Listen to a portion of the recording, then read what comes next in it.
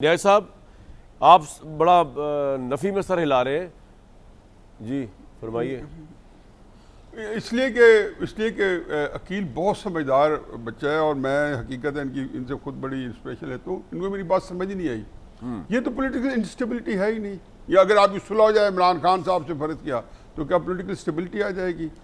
नवाज शरीफ ने और बेनज़ीर ने जो क्या 2007 में COD किया था तो क्या स्टेबिलिटी आ गई थी?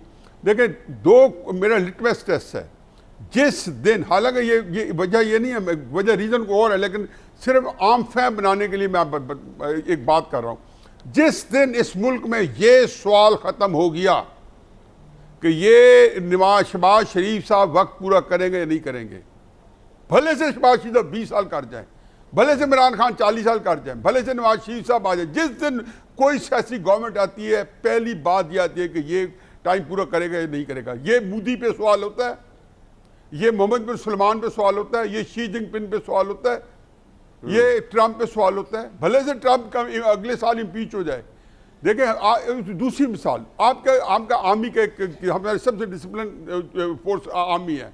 क्या है, कभी कभी आप सोचा है कि आर्मी को आपने 3 साल के लिए पूरा किया है तो कभी आज तक किसी के जो है ना वायरस आया कि ये टाइम पूरा करेगा नहीं करेगा? ये होती है इंस्टेबिलिटी।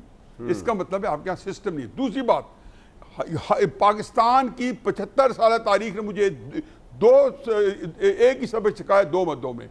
एक ये है कि यहाँ पे हर निज़ाम की एक्सपायरी डेट है और फिर हम जीरो से शुरू करते हैं, और हम हर हुकूमत की एक एक्सपायरी डेट है, हम फिर उसके बाद नया शुरू करते हैं। हम एक प्रोजेक्ट बनाते हैं, नाकाम होता है, फिर दूसरे प्रोजेक्ट पे काम शुरू कर देते हैं। आज फिर कोई ना कोई प्रोजेक्ट काम कर रहा होगा, और इन बिटवीन जब ये अब जो हकीकत है कि आज की हुकूमत का आज के ये कसूर नहीं है, मैं कहता हूँ बाजवा साहब भी कसूर नहीं है। और सियासी अदम इस्तेकाम कौमों के 1 साल या 2 साल में नहीं आते।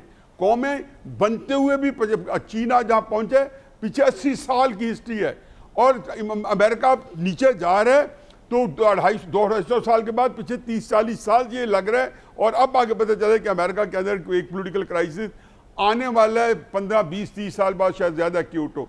ये वो साइन हैं जो कोई पॉलिटिकल साइंस का स्टूडेंट, कोई लॉ का स्टूडेंट आराम से बता सकता है। ये है स्टेबिलिटी। ये इसका ना पॉइंट आ गया साहब से, ना इमरान खान साहब से, ना ये लाया, ना ये आसिम मुनीर साहब से है। और जिस तरीके से अब क्राइसिस है कि पाकिस्तान के जो हमारी एस्टेब्लिशमेंट है, इनके पास कोई चॉइस ही नहीं है कि सिस्टम को हाईजैक करके ना रखें। अब इनके पास ये कोई इन्होंने किया है।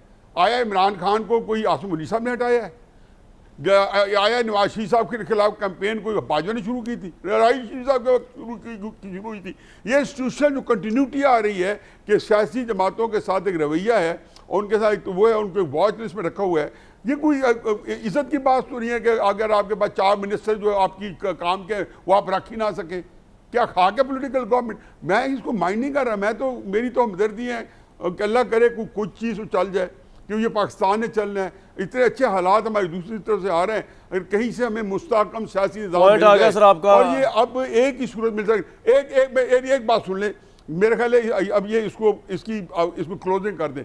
ये एक ही वक्त में अब आएगी।